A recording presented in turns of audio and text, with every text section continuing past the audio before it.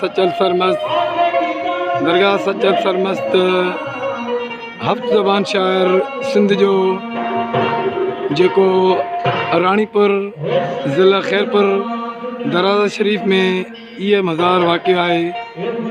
ही हफ़्त ज़बान शायर सिंध जो ही उन जे दरगाह जा मंदिर आहिनि।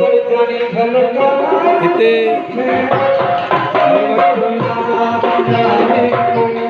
ॻाइण वॼाइण जेको महफ़िलूं थींदियूं रहंदियूं आहिनि, जंहिंमें सूफ़ी कलाम पेश कया वेंदा आहिनि।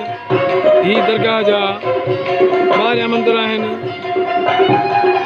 दरगाह सचल सरमस्त जेका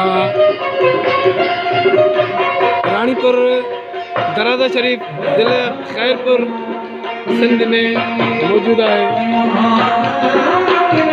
ही दरगाह जा मंदिर आहिनि। दरगाह ते हे सूफ़ी फ़क़ीर पंहिंजो ॻाइण वॼाइण ऐं सूफ़ी कलाम पेश करे रहिया आहिनि।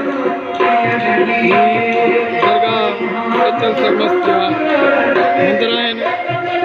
हीअ वीडियो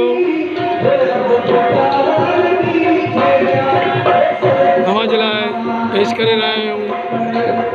उमेद आहे हीअ वीडियो तव्हांखे पसंदि ईंदी। दरगाह सचल सरमस्त ही उन जे वीडियो जा मंदिर आहिनि।